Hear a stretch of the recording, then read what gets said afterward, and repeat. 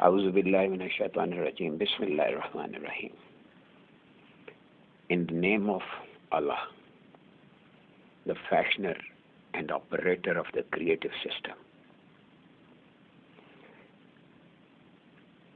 Today we'll be studying the book Pen and Scriptrum by Qalandar Baba Auliya from page 19. The topic is intermediation of ether. Human life has two dimensions. One is the external side and the other is the internal one. External side is the means of identification for the viewer that this person is so and so, or this is that thing. And the internal side is a picture gallery of memories of seen objects. That is, all seen things remain preserved in this internal side in the form of pictures. We feel and understand both these dimensions comprehensively. When anything which is present and inscribed in our internal dimension comes before our eyes externally, we recognize it without hesitation. The fact has now been established that whatsoever is there in the inner, only that exists in the out. The fact has now been established that whatever is there in the inner, only that exists in the out. And that which does not exist in the inner cannot exist in the out. External object, in other words, is a reflection of our inner, the subject. Inner is real, and manifestation is only a reflection of the same. Inner is the self of a person, a self which is called the Lord's edict, indivisible entity or the soul. The fact is that all the components of the universe and their movements are present and inscribed in the inner self of every person. The human self comprises of two portions. One is the interior and the other one is exterior. Interior is real and the exterior is merely a shadow of the same. Interior portion of the self is the unity, oneness, and the exterior is the plurality. Both time and space do not exist in the exterior portion of the self, but both these do exist in the exterior one. In the interior portion of the self, everything is an indivisible entity. It does not occupy any space. It only exists in the form of an observation. Time also does not exist in it, as it is devoid of space. In the exterior portion, time and space both exist. Example: we view a building from an angle while we are standing by one of its sides. When we want to see the building from a different angle, we have to walk a few steps in order to see the building from another side. To change the angle of sight, we have to cover a distance of a few steps, and to cover that distance, a brief period of time also spent. Thus, to form an angle of sight, time and space both take place. To narrate the same elaborately, we can say that when someone wants to see the Tower of London, he has to travel from Karachi to London. And to do so, he is required to spend many days to cover the space of thousands of miles. only then would he be able to form that angle of sight by which the Tower of London can be sighted in its proper perspective. The aim of the journey undertaken involving time and space was to form the angle of sight which could show the Tower of London. This is the angle of sight which pertains to the exterior portion of human self. Involvement of time and space produces plurality in this angle of sight. In the angle of sight of the interior portion of the self is to be, if the angle of sight of the interior portion of the self is to be used, we can visualize the Tower of London by remaining seated in our place. The sight made operational in visualization produces a dim sketch due to its frailty, but it does produce that angle which is formed after undergoing a long journey to see the Tower of London.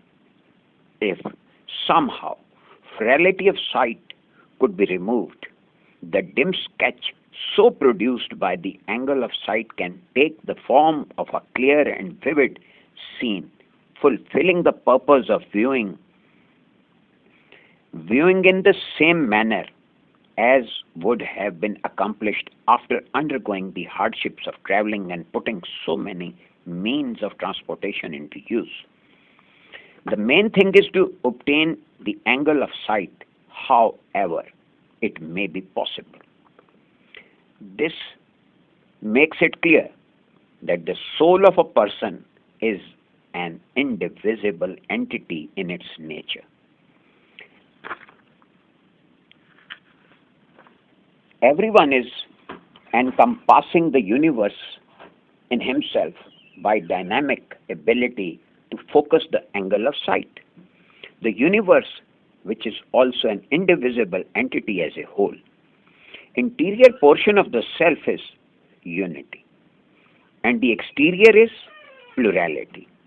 Unity is that dimension which has neither time nor space.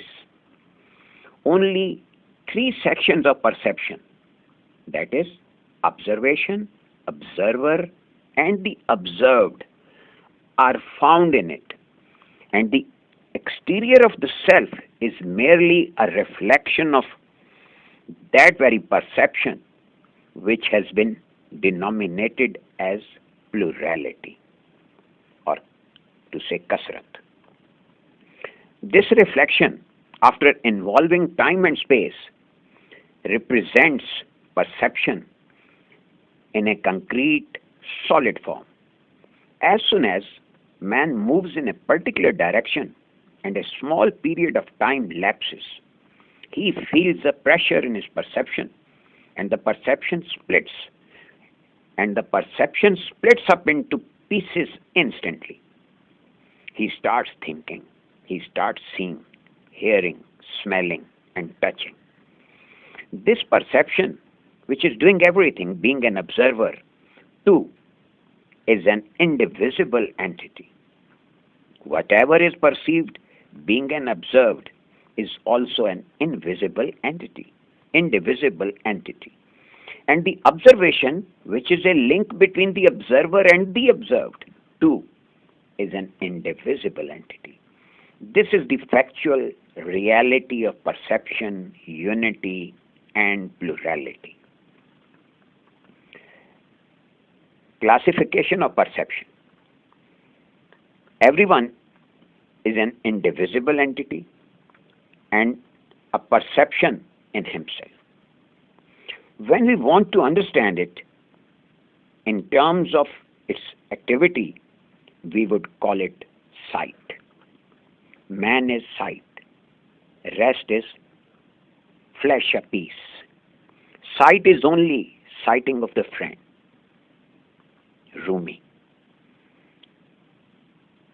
Man who is perception in unity and sight in plurality has been mentioned in this stanza by Maulana Rumi. Example. We are looking at a reflection formed in a mirror, and we say that we are looking at ourselves. This is, in fact, indirect narration. The direct narration would be that the mirror is looking at us, or we are viewing that thing which is being observed by the mirror. This is the direct approach.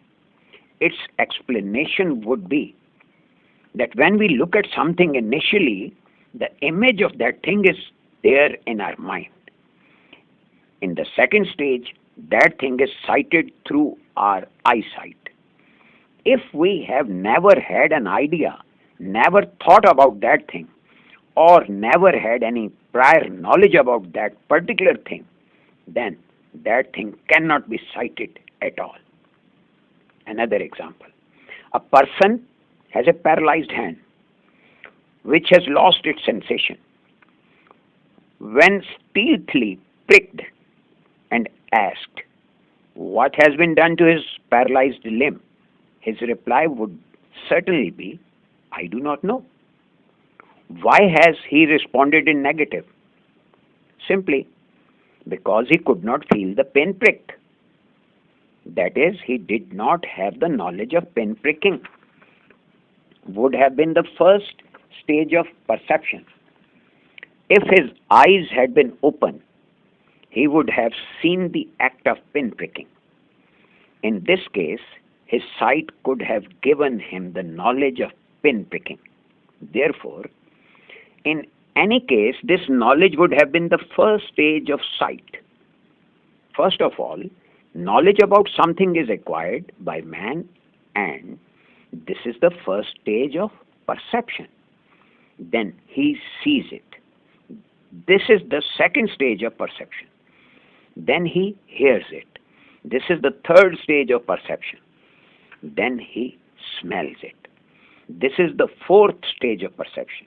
Lastly, he touches it. This is the fifth stage of perception. The right name, in fact, for perception is the sight, and it has 5 stages in all. In the first stage, its name is idea. In the second stage, the sight. In the third, the hearing. In the fourth, it is smelling. And in the fifth stage, it is touch. Every stage is an additional form of knowledge. Idea in its own stage is a primary knowledge. Sight in its own stage becomes an additional knowledge. Hearing in its own stage becomes a detailed knowledge. Smelling becomes an extended knowledge. And in the final stage, touch becomes a sensual knowledge. Only knowledge has priority, which is actually the sight. And every sense is a classification of the same. Meaning of sight have been explained comprehensively, and now we shall dwell on its angles and reality. The heading is Unification of the Being and Unification of the Observation. In this context, Qalandar Baba Auliya says, sight operates in 2 ways, direct and indirect. Illustration of mirror has been cited above. When we see in ourselves the inner part of our being, it is direct viewing of the sight. This is looking into the ethereal realm, that is Jew. That is looking into the unity. This sight which sees in unity is the man, the Lord's edict, the soul, or the indivisible entity. This very sight brings the observer in line with the observed, reveals the true meanings of the holy verse. Verily, we are closer to you than your jugular vein. This very same sight at its own place is the Elohistic knowledge, or the knowledge of unity. The very sight in plurality becomes additional, detailed, extended, and sensual disposition. First activation of this sight is the knowledge of unity, or the unification of the being. Wahdatul Wajud. It is termed in Sufistic terms as Wahdatul Wajud. Second, third, fourth, and fifth move of the very sight is the plurality or the unification of observation, and that is termed as Wahdatul Shahud. Time and space are constructed when the same sight operates indirectly. Various stages of plurality are created.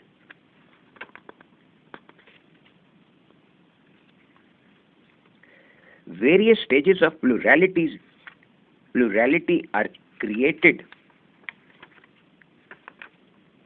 according to the changes taking place in the movements. This sight, in its first descent, transforms into the consciousness and subsequently becomes the power of observation, articulation, smelling, and touch. It has two components in its every descent. This sight, before its activation in its first descent, is the knowledge and the knower. And after becoming active in its second descent, it is the conscious. In its third descent, it is the power of seeing and the formation of the things seen. In the fourth descent, it is speech and hearing. In the fifth descent, it is coloration and sensuality. Lastly, in its sixth descent, it is attraction and touch. First descent is one state of unity and order. Descent and other descents are 5 states of plurality, thus making a total of 6 descents. First descent is called the subtlety of unity, or Latifa Wahdat, and the remaining 5 descents are called the subtleties of plurality, or to say Lataif-e Kasrat. This reveals the structural formation of man, soul, or the indivisible entity. First and foremost is the Supreme Being of Allah, the Most Exalted, the Creator. And the mind of the Creator is called the knowledge of incumbent, ilm wajib. Knowledge of incumbent is termed in Sufistic terms as ilm wajib. The universe existed in the incumbent by the will of Allah, the Most Exalted. When exhibitory display of the universe was desired by Allah, the Supreme, He commanded kun, that is be, or in other words, to move. Thus, whatsoever was existing in the incumbent in the form of universe stirred, and the movement started. It was the first movement when every existing individual perceived itself. Every individual had this realization that I am. It was a state of oblivious absorption. Every individual was submerged in the limitless flow of unity. Every individual had only this much awareness that he is. But where he is, what he is, or how he is, he had no idea as such. This very state is termed as the unification of the being. Mystics or Sufis simply name it as unity or oneness. This unity, by any chance, is not the unity of the Supreme Creator, Allah, because it is simply not possible that any attribute of the Supreme Creator could be and encased in words or phrases of any language. This unity is merely an artifice of the human mind and only depicts the limitations and constraints of human thinking, which is completely at a loss to narrate justifiably any boundless attribute of Allah, the Most Exalted. It is impossible that any word could express any attribute of Allah, the Most High. This fact cannot be ignored, that the unity, being an artifice of human contemplation at the most, is indicative of the reach and extent of the human thinking. When someone uses the word unity, it only indicates that he has understood the uniqueness of Allah to this extent only. In other words, meanings of the word unity remain limited up to the limits of human thinking. Man terms the limititude as limitlessness, whereas Allah the Most High, in fact, is much greater and sublime to these praiseworthy descriptive limits. When the word unity is uttered in this context, usually we only refer to unification of our own thinking. After the state of unification of being, at this point, the state of unification of observation commences, when the souls were addressed by Allah the Most High. Am I not your Lord? Alastu birabbikum? Chapter 7, verse 172. From here, the sight of man or the Lord's edict comes into being, and he beholds that someone has addressed him. The sight focuses upon the addressing entity, and he says, yes, indeed, Bala, I acknowledge your Lordship, and I do recognize you. Now, this is the point where the Lord's edict made its second move, or turned around for the second time. At this very stage, he is introduced to the polarity. Since the viewing sight and power to observe the multitude of creatures had been granted to him, he witnessed that other creatures are also existing there besides him. This was the second descent of the incumbent. Deep realization of his own being and observation of existence of other creatures was acquired by the man in the limits of this descent. First descent was in the form of knowledge and the knower. The first descent was in the form of knowledge and the knower. That is, man only enjoyed the realization of his being to be. I am. Here, I is the knower and am to be is the knowledge. In the second descent, after emerging from the state of lostfulness, he witnesses himself and beholds the others too. This very state is termed as the state of unification of observation, or alam wahdatul shahood. When the first descent, which was a perception only, acquired depth, the sight came into being. Sight is another name for the depth of perception.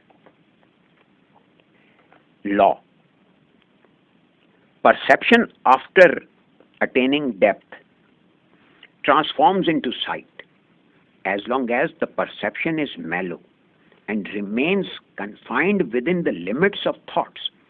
The state of observation does not take place.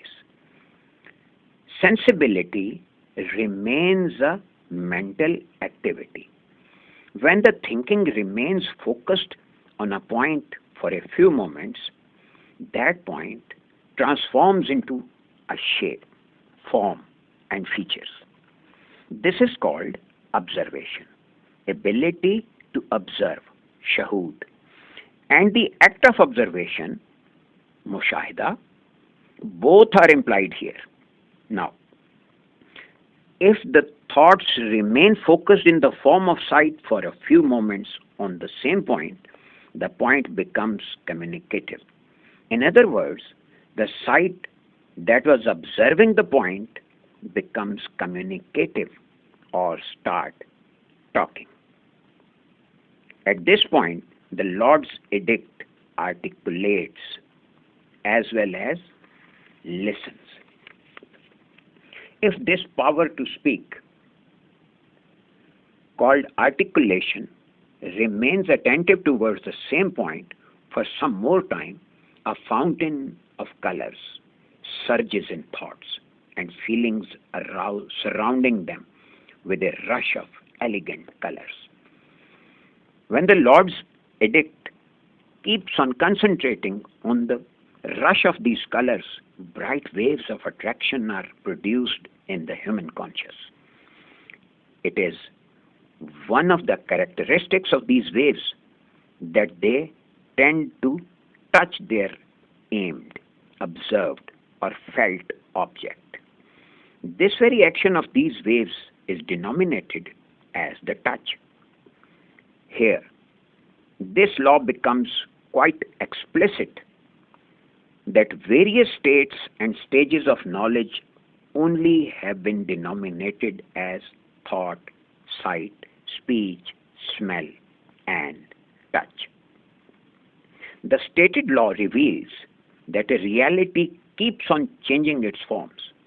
Different revelations are contained there in these changes. Whichever revelation is perceived at a certain point, the same becomes the movement of the Lord's edict. Just as the thought is knowledge, the sight too is a knowledge, and all the states taking place following it are also knowledge. No state can exceed its limits but keeps on attaining depth step by step within the boundless of knowledge, within the boundaries of knowledge. Our thinking descends downwards, and its various forms and shapes at different stages of its descent are denominated as different senses. When a thought is felt intensely in our mind, it starts taking a form and shape, which becomes conversant under the influence of continued concentration. When the intensity of focused concentration continues to persist, the covering form puts a robe of vibrant colors. Intensity of feelings in the last stage causes us to be attracted towards these colorful dresses, finally making us feel the sensation of its touch. At this point, our curiosity comes to an end. This state is the climax of ecstasy, and from this final stage, human thoughts starts receding. That is, our senses start getting away from the thing just touched. This state, being a reaction of our senses, causes the feeling of segregation of time and space. We gradually start ebbing away from the subject to which we were so close a while ago, and as a whole, recession from this very point is termed as death. Soul learns, when death takes over, an aggregated modern knowledge from the past experiences. This is the state which is called the observation of the unseen realm.